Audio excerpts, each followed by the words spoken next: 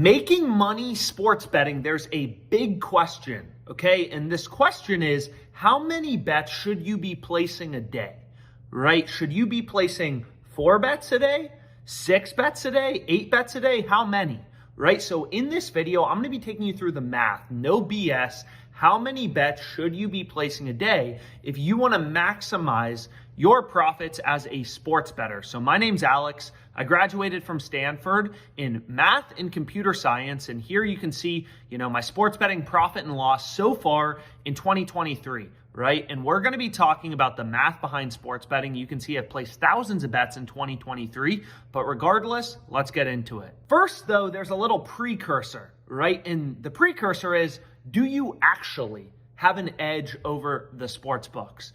Right? Are your bets actually profitable? Because if they're not, if you don't have an edge, a mathematical advantage over the sports books, then guess what? It doesn't matter if you place 1 bet a day or 1 million. If you're not a profitable sports bettor, if your bets don't have an edge, you're not going to make money long term, right? So it doesn't matter how many bets you're placing per day. So the really important question, you got to think about before is, are you actually a profitable bettor? Do you understand sharp sports betting, the math behind sports betting, how to get an edge over the sports books? Because if you don't understand the math behind sports betting, how to get an edge over the books, it doesn't matter how many bets you place per day, right? So that's the first very important concept is, are your bets profitable? So you need to realize sports betting is about data. It's not about sports. Right? I was a trader on Wall Street, a quantitative trader for many years, right? And it is all about the data. Anyone who doesn't get that doesn't understand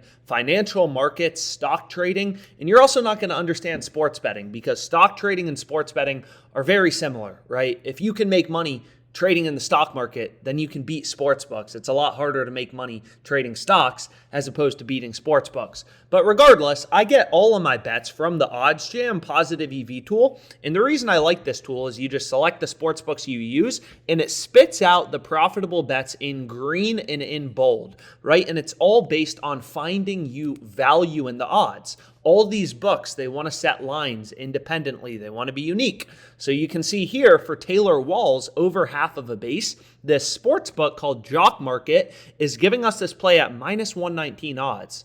Look at other sports books, including Pinnacle, which is known to be the sharpest, the smartest sports book in the world. They're pricing this at minus 158 odds. Right? So we're getting a ton of value on Jock Market, really good value. Every other book pricing this around minus 140, and the sharpest bookmaker in the world, Pinnacle, is pricing this at minus 158. So really clear value on this play. Okay, so let's assume you actually have an edge over the sports books. You actually have a mathematical profit margin. How many bets should you be placing per day? 1, 5, 10, 1 million? And the answer is as many as possible. Right? And I'm going to show you, I'm going to prove to you that that is the correct answer. It doesn't matter if that bet has a 1% profit margin, a 5% profit margin. You want to place as many bets as possible, right? In some days, right, if there's only one major sport going on, if it's just baseball season, there's probably going to be less profitable bets available. So you're going to have less bets when it's just MLB season per day compared to when there's MLB, NBA, NFL going on, right?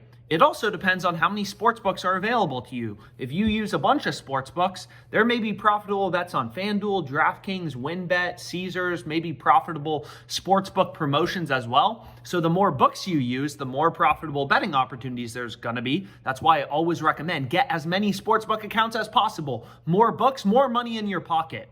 Right? So you need to have as many sportsbook accounts as possible. So long story short, the answer is it depends. And I'm going to prove to you that that answer is right. Right? And it's going to be done with a simple analogy, and it's called the law of large numbers. So there's a specific mathematical term for it.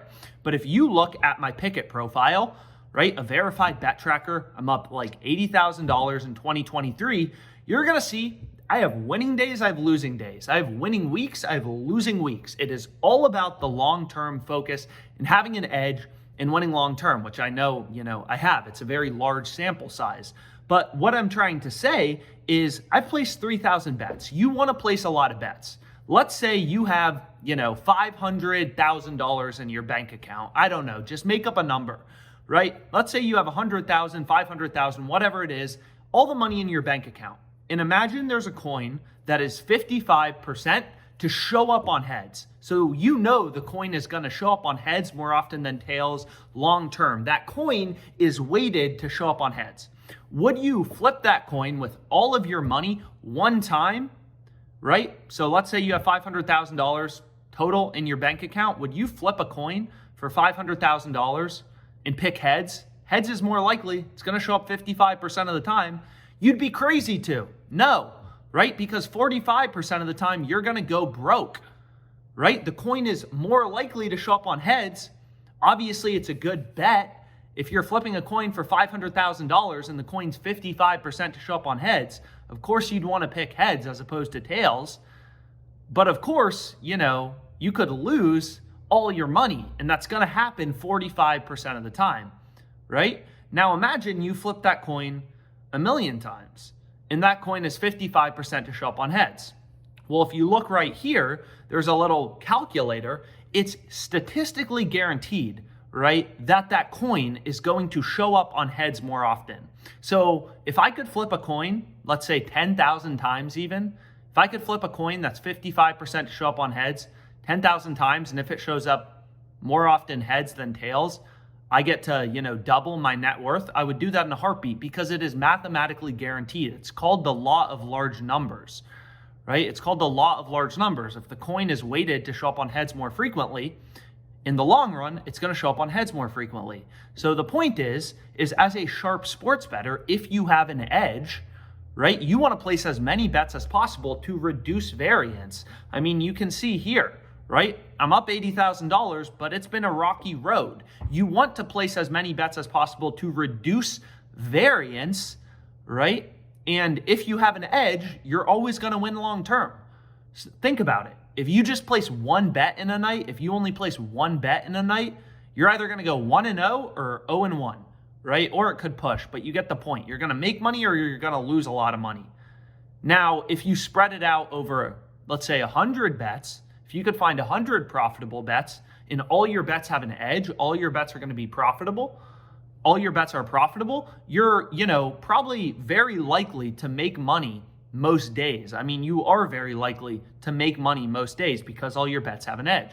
So long story short, it's kind of a long-winded answer, but the mathematical correct answer is if you have an edge as a sharp sports bettor, you want to place as many bets as possible in a given day, as many bets as you can, right? That could be 15, 25, 100, whatever.